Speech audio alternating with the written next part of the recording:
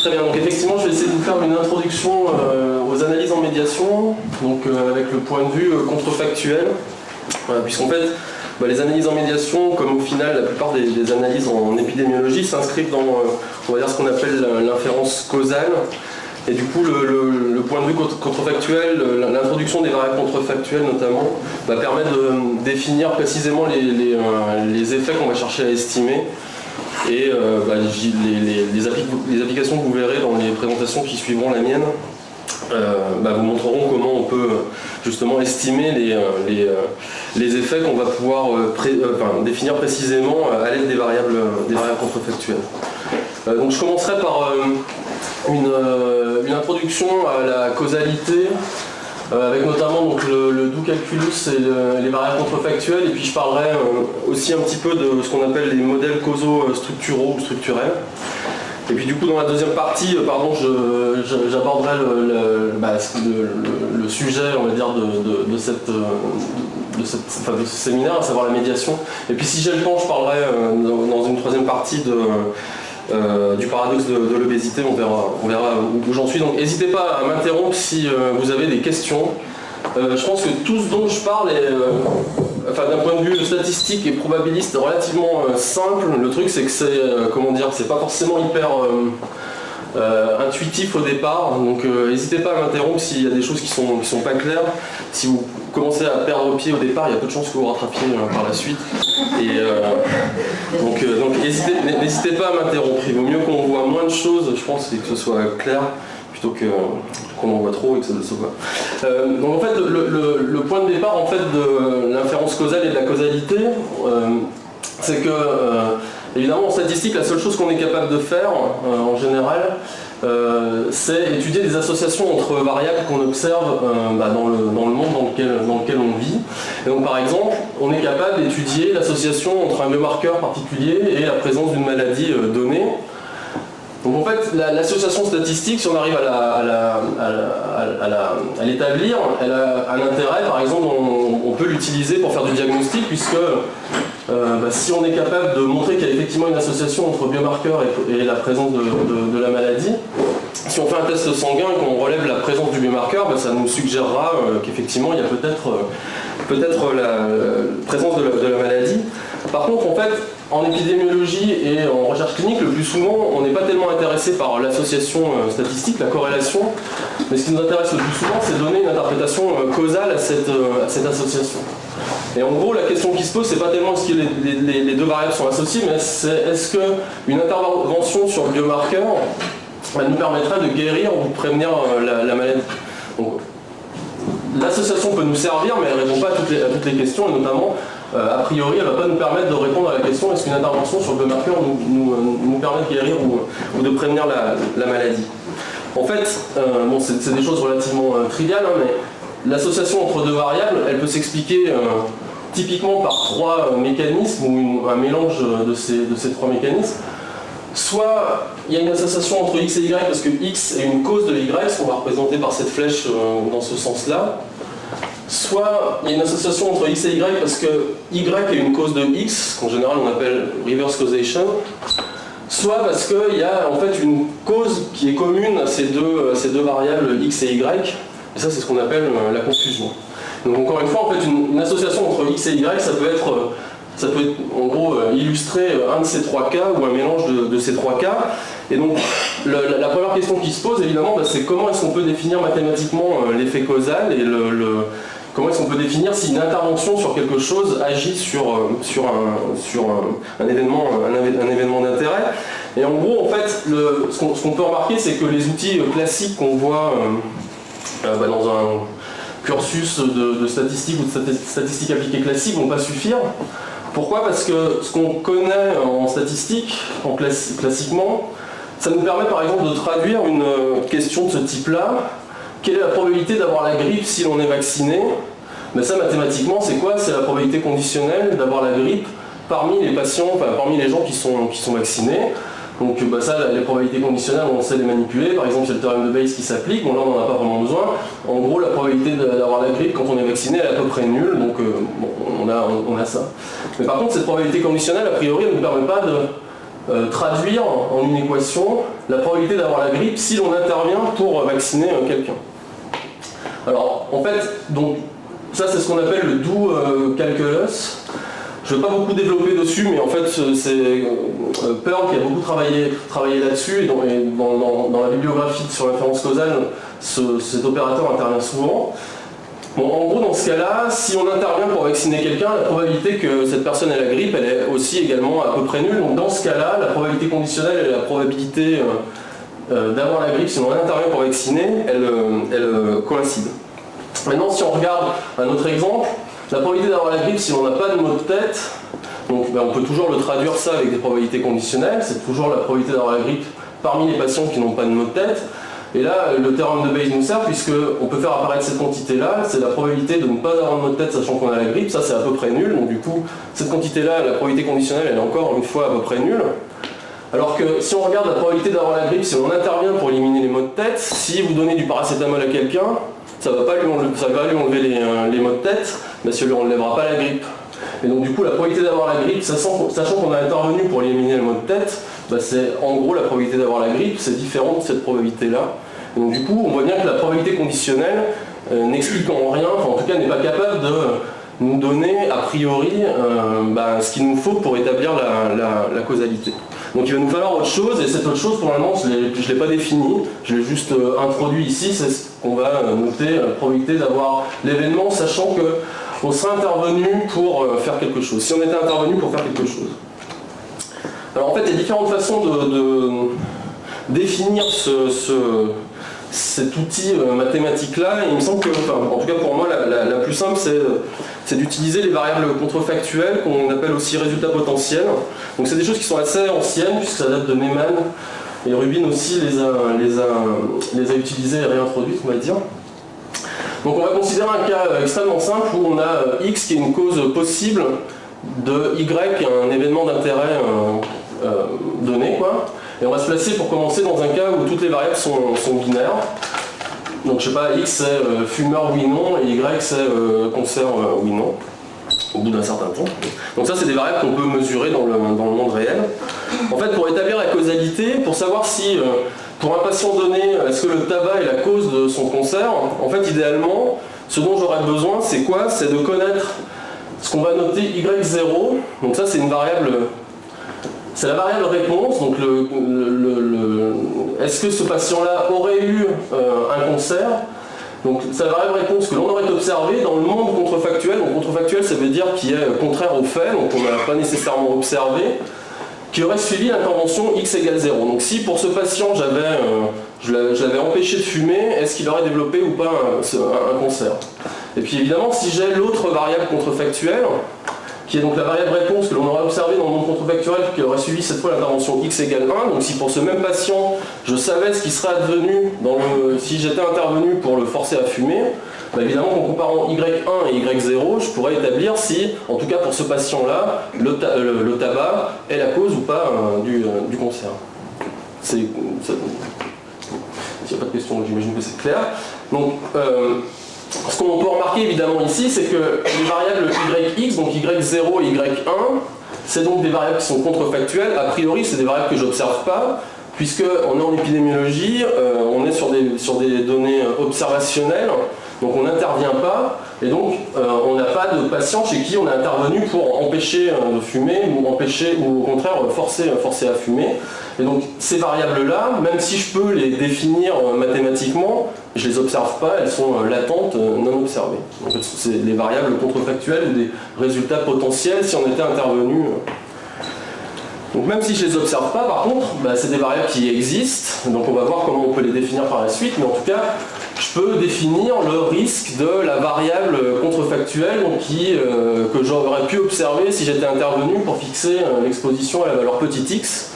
Et en fait, ce risque d'événement dans ce monde contrefactuel, ça c'est exactement la probabilité finalement d'observer l'événement si j'étais intervenu pour fixer la valeur petit x à la variable grand x. Et donc encore une fois, ce qui est important de noter, c'est que même si les notations peuvent être légèrement ambiguës, enfin quoique, c'est a priori différent de cette quantité-là.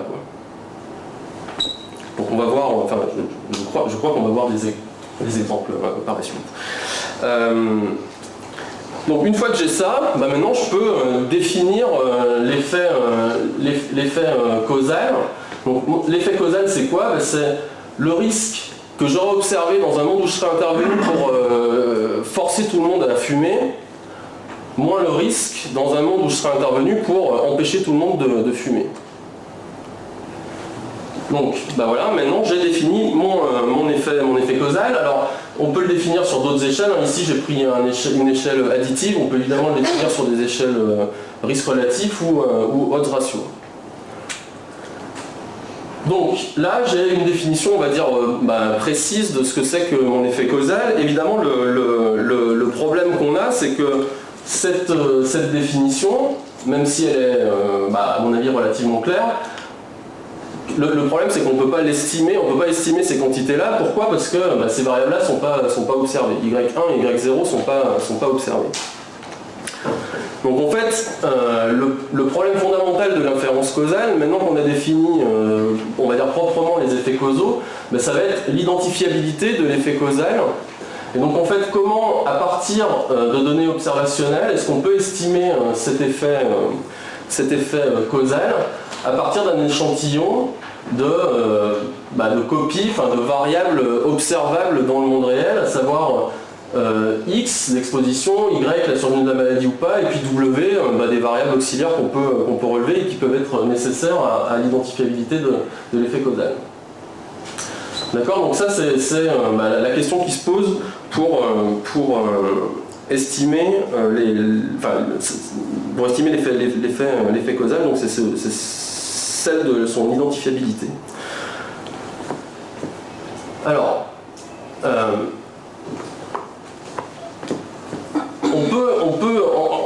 d'une manière générale, en fait, on peut pas estimer l'effet causal si on suppose pas, si on n'impose pas des hypothèses. La question d'identifiabilité de l'effet causal est insoluble, c'est impossible d'estimer cette quantité si on ne suppose pas certaines hypothèses. Alors, ce qu'on peut supposer comme hypothèse, donc on verra par la suite comment est-ce qu'on peut savoir si ces hypothèses-là ont une chance d'être vérifiées ou pas en pratique. Mais en gros, il y a deux grandes familles d'hypothèses qui sont souvent faites. La première, c'est une hypothèse qu'on appelle de cohérence ou consistance, et qui nous dit que si dans le monde réel, j'ai un patient qui est exposé, alors la variable que je vais observer, la variable réponse que je vais observer pour ce patient, elle correspond à celle que j'aurais observée dans un monde où je serais intervenu pour exposer ce patient. Ce qui paraît relativement intuitif, même si ce n'est pas toujours le cas, notamment si X c'est un traitement et qu'il n'y a pas une adhérence parfaite au traitement ou des choses comme ça. Mais enfin bon, on va dire que on va supposer cette hypothèse-là pour commencer, en tout cas. Enfin, moi en tout cas, je n'irai pas au-delà. Et donc du coup, l'autre partie de cette hypothèse, c'est que pour les patients qui dans le monde réel ne sont pas exposés, ce qu'on observe pour ces patients, c'est ce qu'on aurait observé si on était intervenu pour éliminer l'exposition chez ce patient. Donc ça c'est une hypothèse qui paraît assez intuitive, le problème c'est qu'elle n'est pas testable. Donc en gros, on peut supposer qu'elle est vraie ou pas, mais on n'arrivera jamais à la tester parce que de toute façon on n'observe pas Y1 et Y0, donc soit on se dit que... Bon. Donc simplement, parce que c'est plus compact de l'écrire comme ça revient à dire que Y c'est X fois Y1, donc si X égale 1 c'est égal à Y1 plus 1 moins X fois Y0, bon voilà. Donc ça c'est l'hypothèse de consistance, donc en gros qui nous dit qu'il y a une certaine consistance entre ce qu'on observe et ce qu'on aurait observé dans les mondes contrefactuels. Et puis du coup il y a une autre hypothèse là, qui s'appelle l'ignorability. Je ne vais pas interpréter ce que ça veut dire là tout de suite, on verra à travers des exemples quand est-ce que c'est vérifié et quand est-ce que ça n'est pas. Mais en gros qui nous dit que la variable contrefactuelle y petit x est indépendante de l'exposition de l'exposition réelle dans le monde réel de l'individu. C'est-à-dire que ce qui serait arrivé à un individu si je l'avais forcé à fumer ou si je l'avais forcé à ne pas fumer est indépendant de son statut tabagique actuel. Alors c'est pas du tout évident, si vous n'arrivez pas du tout à savoir si c'est vérifié ou pas, dans quel cadre, c'est tout à fait normal, on verra, il y a des moyens de donner des intuitions, mais là j'ai pas vraiment le temps de donner des intuitions, je pense que ça sera plus clair avec les modèles graphiques et de voir quand est-ce que ces trucs-là sont vérifiés ou pas. Bon, puis du coup, il y a une autre hypothèse, on va dire, technique, quoi, qui est celle de positivité, qui dit que dans le monde réel, la probabilité d'être exposé est strictement bornée entre 0 et 1, donc il y a des exposés et des non exposés. Et en fait, si on suppose ces trois hypothèses, donc bon, celle-ci elle paraît assez intuitive, celle-ci elle est vraie ou pas, voilà, mais bon, en général, si tout le monde est exposé, ou enfin bon. Et il n'y a que celle-ci où il y a un gros point d'interrogation, on ne sait pas trop ce que ça veut dire, mais en tout cas, bon, disons que sous ces hypothèses-là, en 3 lignes, on arrive à exprimer le modèle, enfin l'effet causal en fonction de la loi des variables observées, et donc on va pouvoir estimer l'effet causal. Donc comment est-ce que ça procède? Enfin, comment est-ce qu'on procède? Donc l'effet causal, la définition, elle est donnée ici. Sous cette hypothèse d'ignorabilité, y1 est indépendante de x, donc du coup ici je peux conditionner par x égale 1. y0 est indépendante de x, donc je peux conditionner par x égale 0. Et en fait, comme y c'est xy1 plus 1 moins xy0, si je remplace ici y par ça, je vais avoir, en gros, si je remplace dans la troisième ligne y par ça, j'obtiens la deuxième ligne, quoi. Je sais pas, si y sachant x égale 1, c'est quoi? Mince. Y sachant x égale 1, c'est xy1 plus 1 moins xy0 sachant x égale 1. Donc du coup c'est y1 plus 0. Donc c'est y1. Y sachant x égale 1, c'est exactement égal à y1. Et y sachant x égale 0, c'est exactement égal à y0. Donc du coup, ces trois lignes sont logiquement, se font assez bien. Et donc encore une fois, sous ces trois petites hypothèses-là, donc bon, je mets entre parenthèses l'hypothèse de positivité, mais notamment donc, sous l'hypothèse de cohérence et d'ignorabilité, qu'est-ce qu'on observe? Donc non seulement donc, on arrive à l'exprimer finalement cet effet causal, et ce qu'on observe c'est quoi? C'est que finalement l'effet causal, sous cette hypothèse-là, c'est rien d'autre que l'association marginale entre y et x, c'est-à-dire c'est le risque chez les exposés dans le monde réel, moins le risque chez les non exposés dans le monde réel. Et donc là ensuite, c'est direct d'estimer ces quantités en utilisant ce que vous voulez, là en faisant de la régression logistique ou même pas, en calculant les proportions estimées sur un échantillon. Il suffit d'avoir un échantillon d'exposé et un échantillon non exposé représentatif pour pouvoir estimer ces quantités et donc avoir l'effet causal. Alors, en fait, il se trouve que, comme on va le voir, cette hypothèse-là, elle est assez forte, elle est assez rarement vérifiée. Et donc, en fait, il y a une relaxation, on va dire, une relaxation de cette hypothèse qui s'appelle la conditional ignorability, et qui, cette fois, nous dit, donc, on a toujours l'hypothèse de consistance ou cohérence, que yx est indépendante de grand X, donc l'exposition dans le monde réel, sachant W, donc W c'est un ensemble de facteurs, enfin un ensemble de variables. Et cette fois il nous faut la positivité conditionnelle aussi, c'est-à-dire que pour tout niveau des variables qui rentrent dans W, on a une probabilité d'exposition qui est strictement bornée entre 0 et 1. Et en fait du coup, sous cette hypothèse-là, on a un résultat qui s'obtient en une ligne de plus. Le seul truc qu'on a à faire, c'est d'abord conditionner ici par W, donc dire que l'effet causal, c'est l'effet causal dans chacune des strates, on va dire, définies par W, puis on moyennise. Et une fois qu'on a fait ça, puisque YX est indépendant de X sachant W, là je peux reconditionner par X égale 1. Là, je peux reconditionner par x égale 0, et puis en procédant de la même manière, en utilisant l'hypothèse de cohérence, le y1 ici, vu qu'on l'a conditionné sur x égale 1, c'est y, et vu qu'ici on l'a conditionné sur x égale 0, c'est y0. Oui, y c'est y0. Et donc en fait, là, ce qu'on voit apparaître ici, donc d'une part, on a réussi à exprimer notre effet causal en fonction des variables qu'on observe dans le monde réel, et ce qu'on voit ici, c'est que si on a cette hypothèse d'ignorabilité conditionnelle, en fait, l'effet causal, il s'exprime comment? Il s'exprime comme la différence des risques, du risque chez les exposés ajusté sur W, moins le risque chez les exposés ajusté sur W, et on marginalise tout ça et ça nous donne l'effet causal global au niveau de la population. Alors, donc si on fait un premier bilan de tout ça, à quoi bon faire tout ça? En fait, les variables contrefactuelles, l'intérêt c'est qu'elles permettent de donner une définition, on va dire, formelle des effets causaux. Donc elles permettent également d'établir des conditions qui sont a priori donc, suffisantes sous lesquelles ces effets causaux peuvent être identifiés, c'est-à-dire exprimés en fait à partir des variables observables dans le monde réel. Le problème, c'est que ces hypothèses, elles ne sont pas testables, comme on l'a vu, parce qu'elles impliquent des variables qui sont non observables. Et donc en gros, pour avancer, pour aller un peu plus loin que ça, ce qu'on peut chercher à faire, c'est répondre à ces questions-là. Donc je ne vais pas répondre à toutes ces questions dans cet exposé, mais je vais simplement répondre en partie à la première, c'est étant donné un système causal, donc on va voir ce que j'entends par étant donné un système causal, mais en gros si on suppose connaître le système causal qui nous intéresse, est-ce qu'on peut savoir si les effets causaux qu'on cherche à identifier sont justement identifiables et du coup est-ce qu'on peut poursuivre et essayer d'estimer sans biais ces effets causaux. Puis évidemment la question qui suit c'est comment est-ce que je peux connaître le système causal et du coup comment est-ce que je peux estimer la structure du système causal si je ne le connais pas. Donc pour répondre à la première question, un outil qui moi me semble essentiel c'est ce qu'on appelle les modèles causaux structuraux. Donc ça j'en parlerai un petit peu et puis il y a aussi tout un tas de critères, donc le critère backdoor, le critère frontdoor, ça j'aurai pas le temps d'en parler. Et puis ce dont je ne parlerai pas non plus, c'est l'estimation de la structure du système causal qui, donc si vous ne la connaissez pas, peut être fait sous des hypothèses assez fortes, mais par des algorithmes qui existent, donc par exemple le Pi-algorithm ou des choses comme ça.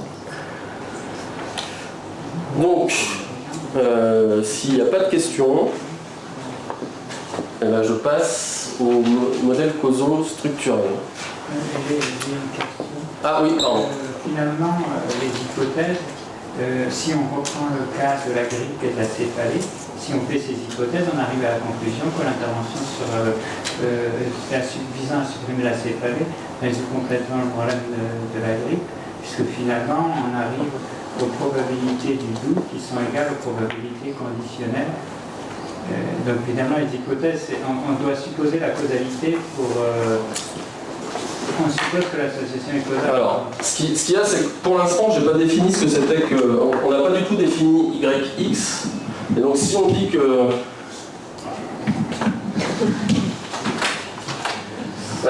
si Y c'est la grippe, et X c'est le mot de tête, il se trouve que le modèle causal c'est ça. Oui. Je suppute que c'est ça le modèle causal. Il y a certainement d'autres choses qui... Mais en tout cas c'est pas ça. Et c'est-à-dire qu'en fait, bon,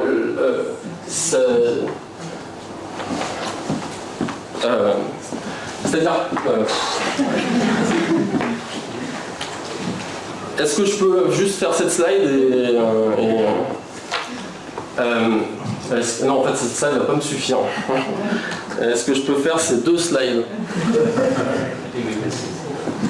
Je vais essayer de me rappeler, si je ne me rappelle pas, je pense que vu que c'est dans 3 minutes, je devrais enfin me souvenir de la question. Donc du coup, effectivement, pour répondre à la question, le truc c'est, est-ce que dans le cas des mots de tête, YX est indépendant de X ou pas?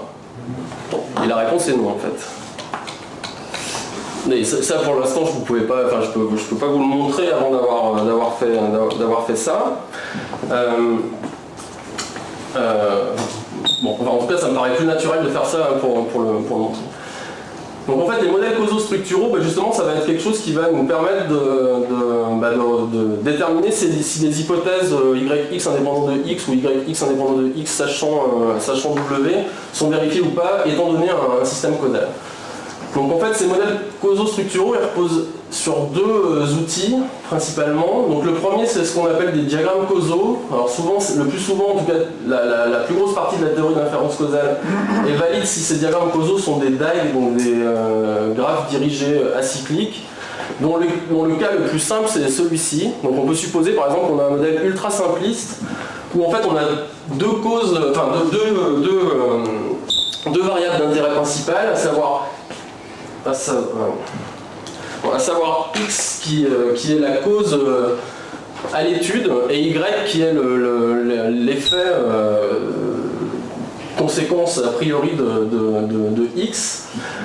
Et en gros, ce qu'on suppose dans ce modèle, c'est que X peut être causé par tout un tas de choses qu'on n'a pas à préciser là. Y peut être causé par d'autres choses. Et en gros, ces autres choses, là, c'est UY et UX. Et on suppose qu'il n'y a pas d'association entre UX et U de Y. Et que U de Y n'est pas une cause de X et que U de X n'est pas une cause de Y. Donc c'est vraiment ça c'est le modèle le plus simple qu'on puisse imaginer. Et évidemment on peut le compliquer autant qu'on veut, mais on va commencer déjà par regarder ce qui se passe dans ce modèle ultra simple. Donc il y a de la terminologie, mais en fait c'est pas très important.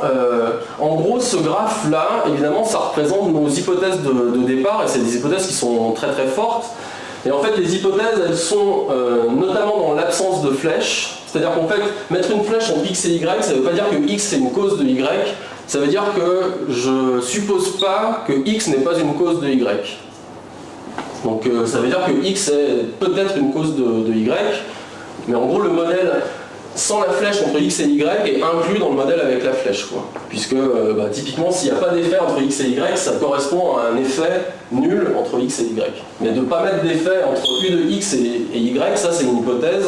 Donc du coup l'hypothèse est dans l'absence de flèche et dans le sens des flèches.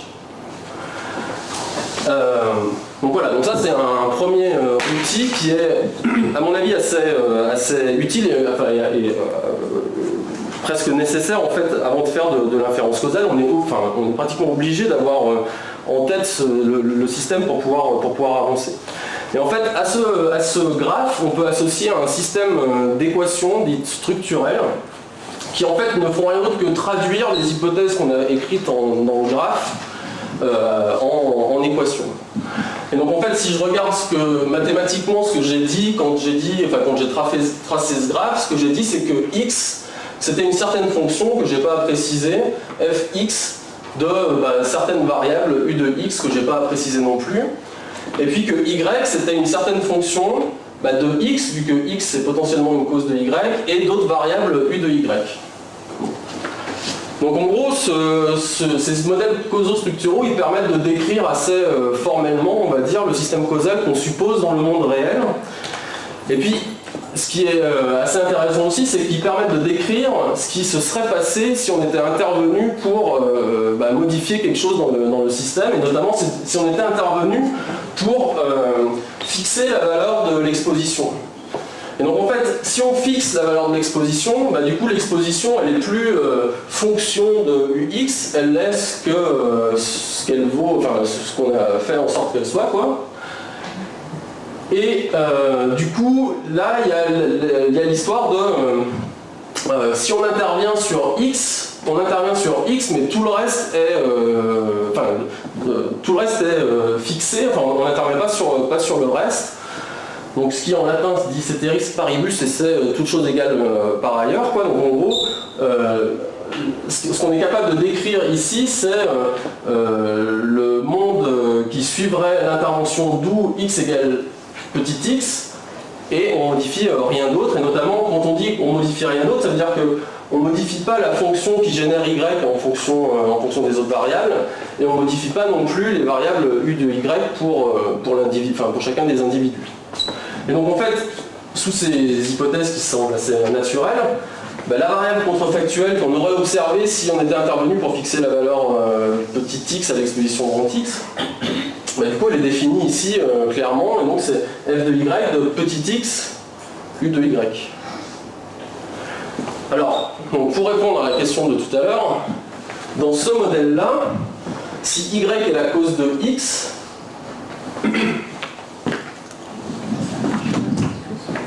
ça va pas être la même chose, non.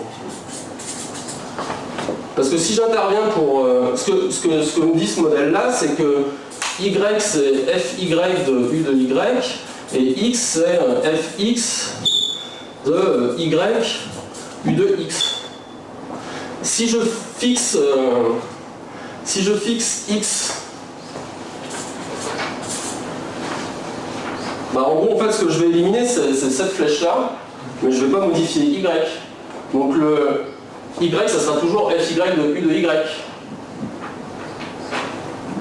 Et donc, d'accord, donc en fait, YX, c'est Y, quelle que soit mon intervention sur le mot de tête, je modifie pas Y, donc YX est égal à Y, quel que soit le petit x que je fais ici. Je ne vais pas modifier l'état grippal, on est d'accord, par une intervention sur les mots de tête. Alors, avant de finir complètement là-bas, ici, d'après vous, est-ce que Y petit x est indépendant de grand x sachant W? Si c'est indépendant de grand x sachant W, quel est le W? Mais en fait, c'est direct à partir de la définition de YX, puisque YX c'est quoi? C'est une fonction FY qui est déterministe. Ça dépend de petit x qui est déterministe, je l'ai fixé, et ça dépend de U de Y qui, elle, est aléatoire, mais U de Y c'est indépendant de grand X. Donc globalement, ce truc-là, il est indépendant de grand X. Donc sous ce modèle-là, YX, il est indépendant de grand X, et donc, sous ce modèle ultra simple, finalement, le risque, si j'étais intervenu pour fixer la valeur grand X à petit x, c'est rien d'autre que le risque chez les exposés dans le monde réel, et je peux faire enfin chez les exposés à leur petit x dans le monde réel, et du coup j'ai mes effets directs. Enfin j'ai mes effets totaux, pardon. J'ai mes effets causaux, je vais y arriver. Dans ce cas-là, puisque YX c'est grand Y, il y a une association entre Y et X. X et Y sont associés à travers cette équation. Et donc du coup, j'ai pas YX qui est Y, c'est pas indépendant de grand X.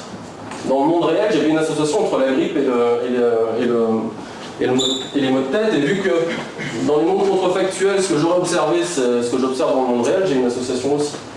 Donc je peux pas appliquer les trucs d'avant.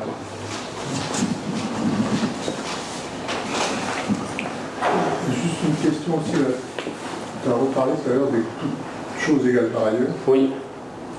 Et j'ai l'impression que c'est contenu dans le modèle, ça déjà. En fait, quand on dit toute chose par ailleurs, en fait, on suppose c'est deux hypothèses, quoi. C'est justement que les fonctions ici sont autonomes, c'est-à-dire qu'une intervention sur x, en fait, elle modifie que la fonction génératrice de x et elle ne modifie pas les autres fonctions. C'est-à-dire que ça modifie la façon dont x est généré. Donc dans le monde réel, elle est générée comme on veut. On peut imaginer tout un tas de façons de générer x. Quand on intervient sur x, on lui fixe sa valeur. Donc du coup, on élimine toutes les flèches qui arrivent à grand x. Par contre, on ne modifie pas tout le reste du système. C'est-à-dire qu'on ne modifie pas les fonctions génératrices des autres variables. Et on ne modifie pas les bruits, on va dire, des autres variables. La fonction, je suis d'accord, mais pour U de Y, c'est quand dans le modèle, il n'y a pas de flèche qui va de X vers Y. C'est déjà dedans. Oui, mais à la limite, on pourrait très bien imaginer que... ça reste une hypothèse que si on était intervenu, en relançant les dés, on n'aurait pas changé des choses, quoi. On doit pouvoir quand même... Parce que tu as dit, quand il n'y a pas de flèche, on est sûr qu'il n'y a pas de lien. Oui, oui. Mais... oui. Enfin, on n'est pas tous sûrs. non, c'est pas ça. Non, c'est pas ça. On est sûr qu'il n'y a pas de lien. Mais disons qu'en fait, je pense que tout dépend ce qu'on... je pourrais répondre oui, mais du coup, ça serait... Enfin, je veux dire oui à la réponse, c'est effectivement contenu, enfin, plus ou moins contenu dans le modèle. Après, je pense que ça dépend un peu de comment on voit ces variables-là, quoi. Si on voit ça comme du bruit et qu'on se dit... en tout cas, tout est fait comme si ça, du coup, c'était pas modifié. Et effectivement, on peut se dire que c'est une hypothèse contenue dans les hypothèses du modèle, justement.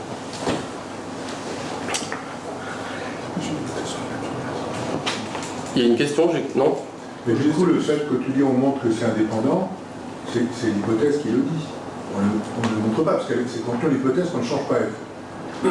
C'est plus une hypothèse sur la nature de l'intervention, en fait, sur le fait que Non, mais ça, C'est la définition de l'intervention, c'est-à-dire que tu fais l'hypothèse que tu peux modifier la valeur de grand X sans modifier Y. En gros, enfin, si on suppose que c'est indépendant, on montre que c'est indépendant. oui, mais à la limite, ce qu'il y a, c'est qu'on pourrait très bien se dire aussi. Enfin, bon, Ça suppose que c'est une variable aléatoire, tu ne peux pas la modifier par définition, donc il faut quand même supposer qu'il y a... Ce qu'il y a, c'est que là, au-delà du fait que ce soit indépendant de X, ça, de toute façon, ça sera indépendant de X, mais c'est le même ici et ici.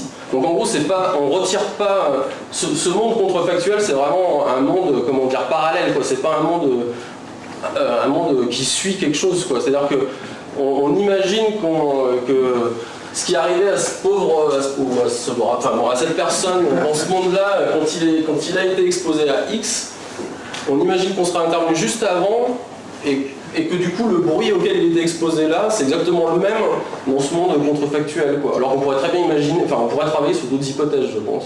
Mais bon, ça compliquerait sans doute inutilement le truc et de toute façon, U de Y, enfin, même si U de Y était retiré, il serait tiré indépendamment de grand X, c'est sûr, donc de toute façon ça restera indépendant. Mais par contre, celui de Y là, on peut imaginer travailler sous un truc où on se dit que, en gros, on relance une expérience, enfin, ce qu'on a observé, c'est le résultat d'un tirage où, certes, X était ça, mais en plus on a tiré U de Y comme ça, et là en gros on refait un tirage où on tire un autre U de Y sous la même loi, indépendant de X, mais par contre on intervient pour fixer de petit x, quoi. Donc à mon sens, enfin, je pense que ça serait possible de travailler sans l'hypothèse que le U de Y est le même, mais ça serait peut-être pas intéressant. Oui. J'interviens juste pour dire qu'il reste 20 minutes. D'accord. Ah oui. Pardon. Ok. D'accord, merci. Donc voilà, donc sous ce modèle simple, l'effet causal, enfin, on arrive à le déterminer facilement et donc en fait on l'exprime comme ça, c'est ce que je disais tout à l'heure, donc c'est simplement la différence des risques chez les exposés et chez les non exposés dans le monde réel, et donc ensuite il suffit de faire de l'inférence classique pour estimer ça. Donc évidemment on peut compliquer un tout petit peu le modèle, et donc par exemple on peut rajouter un médiateur, ce qui sera l'objet de cette présentation. 20 minutes sur les 45 ou sur l'heure? Non, sur l'heure. D'accord. D'accord. C'est pas 35. Ok. Alors donc du coup, donc si on rajoute un médiateur, qu'est-ce qui se passe donc on est toujours capable. Donc un médiateur c'est quoi? C'est quelque chose qui est causé par X et qui est lui-même une cause de Y. Donc en fait on peut redécrire via des équations structurelles le système dans le monde réel. Donc X c'est toujours... donc souvent on ne met pas ce qu'on appelle les variables endogènes, U de X, U de M, U de Y sur le graphe histoire de ne pas l'alourdir. Donc là il y a juste une équation en plus qui est M, qui est une certaine fonction de X et de U de M, et Y du coup qui dépend à la fois de X et de M. Et si on regarde ce qui se passe si on intervient sur la valeur de grand X, du coup on a dit grand X vaut petit x, ça a un impact sur M qui devient M de petit x, ça a un impact sur Y qui devient Y de petit x. M de petit x c'est quoi? C'est F de M de petit x U de M, et Y de petit x c'est quoi? C'est F de Y de petit x M de petit x U de Y. Et donc même question, est-ce que YX est indépendant de grand X ou pas?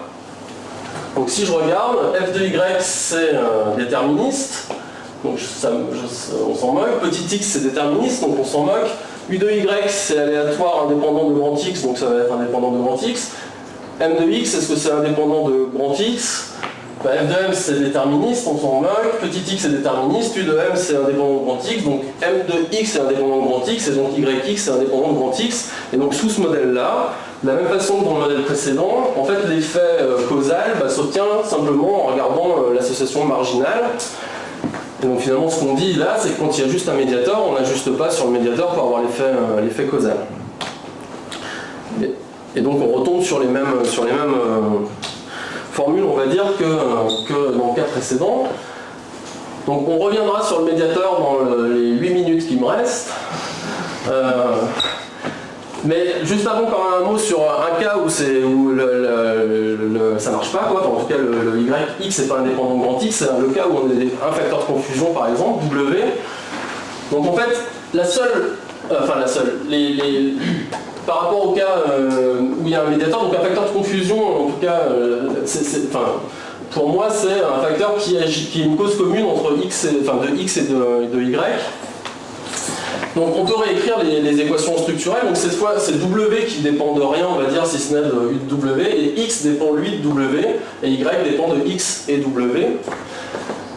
Et donc si on regarde ce qui se passe dans le monde où on sera intervenu pour fixer la valeur petit x à grand X, on élimine la flèche qui vient de W, donc petit x, grand X vaut petit x, W n'est pas modifié, parce que W ne dépendait pas de grand X, et YX c'est f d'Y, petit x, grand W, U de Y, puisque W n'est pas modifié. Et donc cette fois, si je regarde, est-ce que YX est indépendant de grand X? Déterministe indépendant de grand X, mais W lui par contre il n'est pas indépendant de grand X, et donc du coup YX n'est pas indépendant de grand X. Par contre si je conditionne sur W, W ça devient une constante, et donc du coup YX est bien indépendant de grand X sachant W. Et donc, voilà, donc on n'a pas l'indépendance là, donc du coup cette fois, ça c'est différent de la probabilité conditionnelle. Par contre, on a l'indépendance, l'hypothèse de l'ignorabilité conditionnelle, et donc on peut réécrire ce risque-là comme ce truc-là ajusté sur W et on marginalise. Et donc finalement, ce qu'on dit ici, c'est que l'effet total, en présence d'un facteur de confusion, il faut ajuster sur le facteur de confusion et normalement marginaliser pour avoir l'effet total.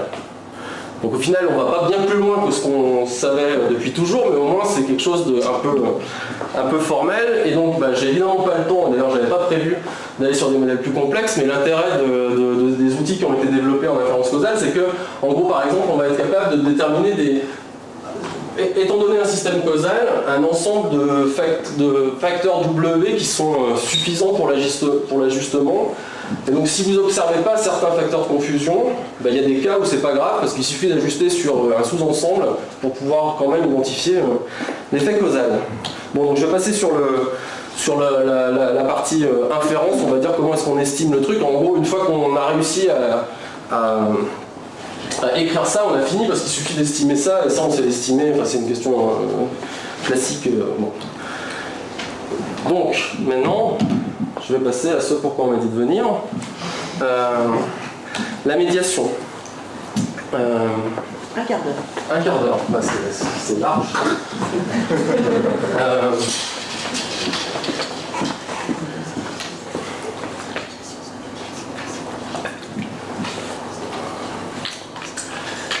Donc si on reprend l'exemple tout simple avec juste un facteur un médiateur, donc M, donc comme on l'a vu, YX est indépendant de grand X, donc l'association marginale est causale, donc mesure l'effet total de X sur Y.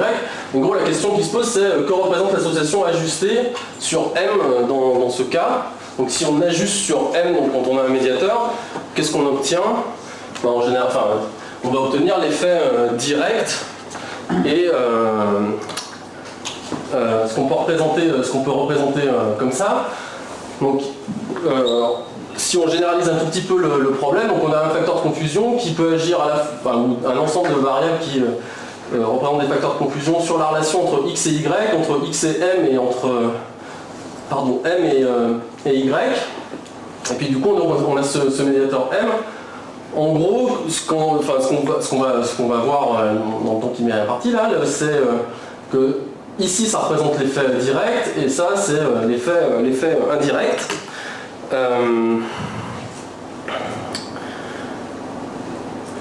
Et du coup, je pense que je vais passer ces approches historiques. Et si j'ai le temps, j'y reviendrai. Donc en deux mots, donc il y a des approches historiques les gens n'ont pas attendu l'inférence causale pour faire de l'analyse en médiation, et donc du coup il y a des approches classiques qui sont dites soit par différence, soit par produit ou Baron-Kenny. Donc encore une fois on verra, j'y reviendrai si j'ai le temps. En gros c'est des approches qui, alors je je les ai assez peu souvent appliquées, mais je crois marchent par exemple en l'absence d'interaction entre les médiateurs et l'exposition sur la variable réponse. C'est pas ultra général.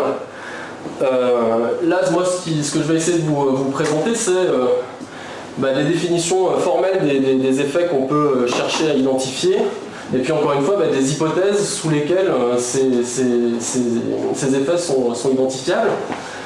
Et donc en fait, il va falloir introduire quelques variables contrefactuelles pour pouvoir définir ces effets. Donc la première variable qu'on va introduire, c'est la variable mx0, donc qui est la variable contrefactuelle qui correspond au médiateur qu'on aurait observé si on était intervenu pour fixer pour fixer l'exposition à petit x0.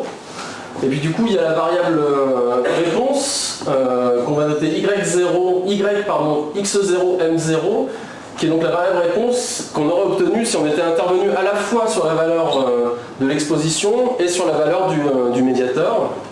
Et puis en fait, rien ne nous empêche même de définir une variable, donc y de x0, m de x1, qui est ce qu'on aurait observé comme variable réponse si on était intervenu non seulement pour fixer l'exposition à petit x0, mais le médiateur à m de x1, c'est-à-dire à la valeur qu'aurait eu le médiateur si on était intervenu pour fixer l'exposition non pas à x0 mais à x1. Alors tout ça on peut le définir mathématiquement, à travers les formules, les équations structurelles. Par exemple, si on prend le truc le plus abstrait, on va dire y de x0 m de x1, c'est fy, on est intervenu pour fixer x à x0, m de x1, et m de x1 c'est quoi? C'est f de m, on est intervenu pour fixer la valeur de petit i grand x à x1, ça dépend de w u de m, qui est w u de y. Bref, en tout cas on arrive à définir exactement ce que sont ces trucs. Si on prend un exemple concret, on peut aussi... Il n'y a pas d'heure en fait. Il est 35. 35. Ah oui. Ouais, je vais quand même... C'est un peu de retard, c'est pas trop grave. Ouais, mais bon. Pause, on peut faire 5 minutes sur la pause. Je pensais que j'aurais même le temps de parler du paradoxe de l'obésité. Bref. Donc, je vais quand même passer 1 minute pour essayer de mettre des mots. Ça me reposera peut-être un tout petit peu aussi. Donc si on cherche à interpréter, donc par exemple dans le cas un modèle assez simple, on va dire, où x c'est l'alcoolémie en binaire, m c'est la vitesse du conducteur en continu par exemple, et y c'est sa dangerosité sur la route en continu. Donc m0 c'est quoi? C'est la vitesse d'un individu chez qui on sera intervenu pour qu'il ne soit pas alcoolisé. Y1 c'est la dangerosité d'un individu chez qui on sera intervenu pour qu'il soit alcoolisé. Y1m c'est la dangerosité d'un individu chez qui on sera intervenu pour qu'il soit alcoolisé mais qu'il roule à la vitesse petit m. Y1m1, donc ça c'est la dangerosité d'un individu chez qui on serait intervenu pour qu'il soit alcoolisé et qu'il roule à la vitesse à laquelle il aurait roulé si on était intervenu pour qu'il soit alcoolisé. Donc ça en fait c'est simplement la dangerosité d'un individu chez qui on serait intervenu pour qu'il soit alcoolisé, puisqu'il est alcoolisé et il roule à la vitesse de quelqu'un qui est alcoolisé, donc il est alcoolisé quoi. Et par contre, Y1M0, ça c'est la dangerosité d'un individu chez qui on serait intervenu pour qu'il soit alcoolisé, mais qu'il roule à la vitesse à laquelle il aurait roulé si on était intervenu pour qu'il ne soit pas alcoolisé. Et donc ça, petite remarque en passant, c'est pas observable, il n'y a aucune intervention qui vous fera observer ce truc-là, quoi. Puisqu'il faudrait l'alcooliser et le faire rouler à la vitesse à laquelle il aurait roulé si on n'avait pas alcoolisé, c'est pas possible. Mais on peut quand même la définir et l'utiliser. Donc en fait, si on essaie de regarder les systèmes causaux dans les deux mondes qui suivent l'intervention, on alcoolise ou on n'alcoolise pas et on alcoolise, dans le monde où on alcoolise, l'alcool est à 0, la vitesse est à la vitesse à laquelle on roulerait, ou en tout cas l'individu aurait roulé s'il n'était pas alcoolisé, donc ce qu'on observe c'est Y chez un individu qui n'est pas alcoolisé, si on était intervenu pour ne pas l'alcooliser, donc ça c'est Y de je ne suis pas alcoolisé et je roule à la vitesse de pas alcoolisé. Si j'interviens pour alcooliser la personne, j'observe Y1 qui est ce truc-là. Et donc en fait on voit qu'on peut décomposer finalement le passage de la dangerosité d'un individu chez qui on sera intervenu pour éliminer l'alcool Et ce même individu chez qui on serait intervenu pour alcooliser cet individu, puisqu'en fait, en gros, non seulement on n'est pas alcoolisé, mais on roule à une vitesse de quelqu'un qui n'est pas alcoolisé. Si on alcoolise la personne, on va arriver alcoolisé et à la vitesse de quelqu'un qui est alcoolisé. Et donc en fait, pour passer de là à là, on peut le voir de deux façons différentes. Soit on se dit, la première chose c'est, il devient alcoolisé, mais il roule à la vitesse d'un non-alcoolisé. Et ensuite, en plus, le fait de l'alcooliser va le faire passer sa vitesse à une autre vitesse. Ou alors l'autre point de vue, c'est, on se dit qu'il reste non alcoolisé, il passe déjà à la vitesse qu'il aurait eu si on l'avait alcoolisé, et ensuite on prend en compte le fait qu'en plus il est alcoolisé. Et donc en fait, si on regarde l'effet causal, donc qui est la différence, donc soit en espérance, vu que ici y est continu, donc l'espérance de y1 moins y0, c'est l'espérance de y1 m1 moins l'espérance de y0 m0, puisque y1 c'est pareil que y1 m1 et machin.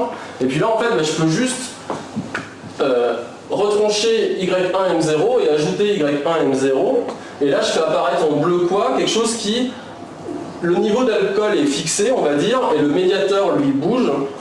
Alors qu'ici le niveau d'alcool bouge et le médiateur est fixé à la valeur m0 de la vitesse qu'aurait eu l'individu s'il n'avait pas machin. Et puis en fait je peux faire la même chose en cette fois retranchant y0 m1 et en rajoutant y0 m1, et là je fais apparaître une autre décomposition.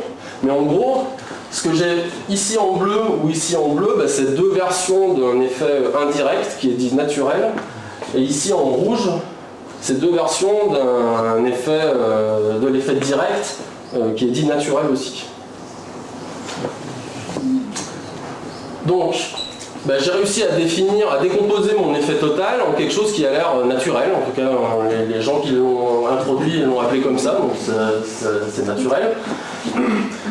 Évidemment, le truc, c'est que ça repose sur des variables contrefactuelles qu'on n'observe pas. Et donc la question qui se pose encore une fois, c'est comment est-ce que, dans quel cas je peux identifier ça et l'exprimer en fonction de variables qu'on observe dans le monde réel. Donc là encore, je vais un peu plus vite, mais disons que, je vais un peu plus vite. Pour identifier ces effets directs, naturels et indirects, il y a en gros 4 hypothèses qu'il faut vérifier, qui sont écrites ici avec les variables contrefactuelles. Le mieux c'est quand même de lire la traduction en mots de ces trucs-là, qui nous dit en gros que si W c'est l'ensemble W1, W2, W3, donc l'ensemble des facteurs de confusion qui agissent sur XY, XM et MY. En gros ce qu'il faut c'est que on observe tous les facteurs de confusion entre l'exposition et l'outcome, donc entre X et Y, donc il faut qu'on observe tous les facteurs de confusion qui sont ici. Tous les facteurs de confusion qui sont ici, tous les facteurs de confusion qui sont ici, donc ça c'est 1 ou 3. Et la dernière, il faut que les facteurs de confusion entre le médiateur et l'outcome, donc W2, ne soient pas causés par X. Parce qu'en fait, si le facteur de confusion W2 est causé par X, en fait il devient lui-même un médiateur, et du coup il y a une confusion qui s'instaure ici, et alors je suis plus très sûr, il me semble que l'effet direct doit pouvoir être identifié, mais pas les effets indirects. Je suis plus très sûr. Mais en tout cas, on ne peut pas identifier l'ensemble sans ces quatre hypothèses. Donc j'imagine qu'il me reste 3 minutes. Voilà. Je ne vais pas aller dans le détail des formules, mais en gros, sous ces 4 hypothèses-là, on obtient, bon gré mal gré, l'identifiabilité. Donc en gros, on arrive à exprimer l'espérance de ces quantités-là en fonction des variables observables dans le monde réel. Et donc du coup, ensuite, il ne reste plus qu'à estimer ces quantités-là à partir... Enfin, il ne reste plus, c'est pas forcément trivial non plus, mais en tout cas, on va dire qu'il y a une grosse partie qui est faite, et après, il y a encore un petit peu de travail, mais bon, voilà. Ce que je peux dire, sachant que j'aurai pas vraiment le temps de revenir sur Baron-Kenny et l'approche par différence, c'est que ce qu'on obtient ici comme formule, on retombe sur ce qu'on obtient par Baron-Kenny ou les approches par différence dans les cas où ces formules sont valides. Enfin, c'est-à-dire dans les cas où les approches par Baron-Kenny ou différence sont valides, et donc d'un certain point de vue, oui, on généralise les approches de Baron Kenny et par différence à travers ces approches-là. Et par exemple, il y a tout un tas de formules. Donc, pour la médiation, il y a Vanderbilt qui a une référence importante, qui a beaucoup travaillé sur ce sujet, et du coup qui fournit des formules pour les décompositions sur l'échelle des odds ratios ou des choses comme ça, dans des modèles avec interaction ou pas. Alors peut-être que c'est des choses qui seront abordées dans les présentations qui suivent. En gros, là, moi, je vous ai présenté rapidement les choses sous le modèle, dans le cas d'une variable continue, mais en gros, on peut généraliser tout ça dans le cas de variables binaires, etc. Ah oui. Il y a une autre définition pour les effets directs et indirects, notamment pour les effets directs, qui s'appelle le Control Direct Effect, donc, qui n'est plus naturel mais controlled, et qui est donc la différence entre Y1M et Y0M. Donc du coup là c'est la différence entre qu'est-ce qui se passe si j'interviens non seulement pour fixer la valeur de l'exposition à 1 et celle du médiateur à petit m, et ici fixer l'exposition à 0 et la valeur du médiateur à petit m. Donc là en fait on ne fait plus apparaître les contrefactuels des médiateurs, c'est des choses qui sont fixées à une certaine valeur. Donc débattre de qu'est-ce qui est le plus intéressant, je pense qu'on peut y passer du temps. Donc j'ai mis quelques pros and cons qu'on a ici. En gros, a priori, c'est quelque chose qui peut être intéressant. Ah oui, enfin quand même. Le problème, on va dire, entre guillemets, de ces approches-là, c'est qu'en fait, il n'y a pas de décomposition additive, c'est-à-dire que la différence entre l'effet total et le control direct effect n'est pas un effet indirect. Enfin, on ne peut pas l'interpréter comme un effet indirect.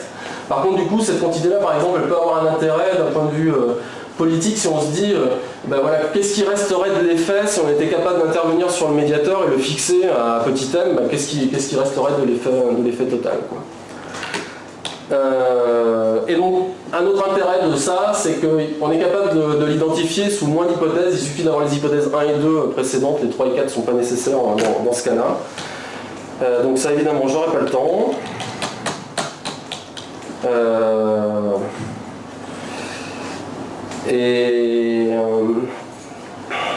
Bon alors, du coup, pour finir, en gros, le principe de l'analyse en médiation, c'est de décomposer les effets causaux en effets directs et indirects. Donc on a vu un peu trop rapidement, donc je m'excuse, la décomposition en effets direct et indirect naturels.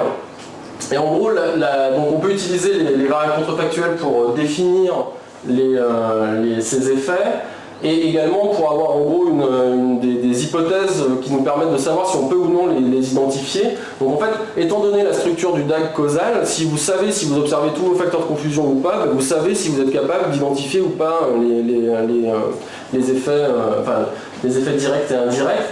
Et en gros, si la structure du DAG elle est connue, ce qui est rarement le cas, mais en gros, la question de est-ce que je suis capable d'identifier mes effets directs ou indirects, il suffit de regarder la structure du DAG et de savoir si on observe tout ce qu'on doit observer. Donc la question d'identifiabilité, c'est oui ou non en fonction de la structure du DAG, quoi. Et si c'est non, si d'après le DAG vous n'êtes pas capable d'identifier les effets directs et indirects, il y a différentes approches qui ont été proposées dans la littérature pour essayer d'approcher, de fournir des bornes sur ces effets. Donc notamment il y a des analyses de ou en sensibilité, je ne sais jamais, qui ont été proposées. Il y a des autres définitions pour le natural, pour des effets directs et indirects. Si l'hypothèse 4, là, le fait qu'un des facteurs de confusion est causé par X est pas vérifié, qui ont été proposées aussi. Bon voilà, il y a évidemment beaucoup de choses qui ont été faites. Si la structure n'est pas connue, on peut l'estimer évidemment sous des hypothèses assez fortes. Puis il y a tout un tas de... Il faut faire attention. Alors je ne sais pas s'il y a des présentations cet après-midi sur par exemple le cas des études cas témoins où il faut faire attention, donc du coup j'imagine qu'on en parlera cet après-midi, puis du coup pour les applications, je laisse ma place un peu tardivement à Johanna, Massimiliano et Gwen. Voilà.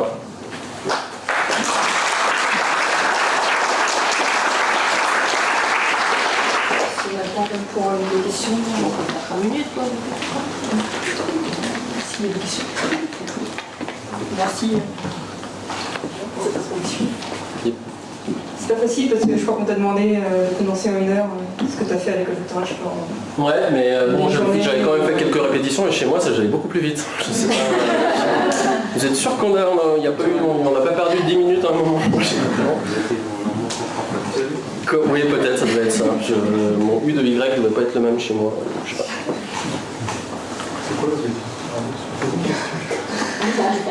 C'est quoi l'obésity paradoxe?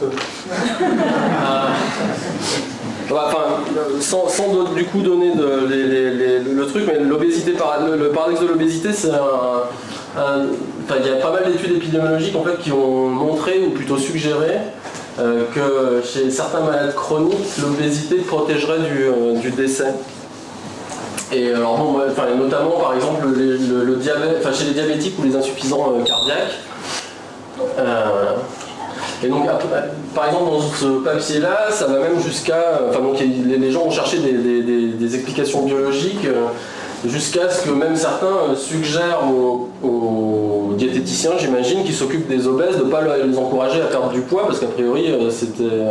Et en fait, c'est un truc c'est un problème de biais de sélection assez typique. Donc, en fait, on arrive à montrer que le paradoxe, il est qu'apparent, quoi. C'est un truc qui s'explique assez facilement à partir de... on arrive à montrer qu'il y a un biais sous-jacent et que finalement, en fait,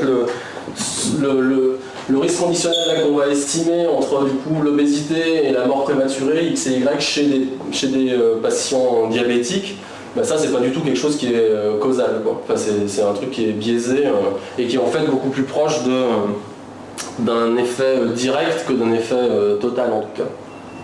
Parce qu'en gros, le modèle sous-jacent, en le simplifiant au maximum, c'est quelque chose comme ça, où X c'est l'obésité, C c'est la maladie chronique et Y c'est la mort prématurée. Et donc du coup C c'est un facteur c'est un médiateur, quoi. Et donc si on ajuste là-dessus, on ne mesure pas un effet total du tout, et c'est au mieux un effet direct. Et peut-être, alors, il y a une autre question. Ah non, c'est juste par rapport à l'obésité paradoxe. En fait, récemment, il y a eu une publication de la radio américaine qui a dit il y a aussi le reverse causation qui joue dedans. Oui, sans doute, ouais. Ça... Sans doute. Mais du coup, alors peut-être, vu qu'on ne m'enlève pas le micro, je garde le truc. Juste... parce que donc quand on parle d'indépendance avec des variables contrefactuelles, il y a quelques trucs un peu contre-intuitifs, quoi. Et c'est-à-dire que si on regarde ce modèle ultra simple comme ça,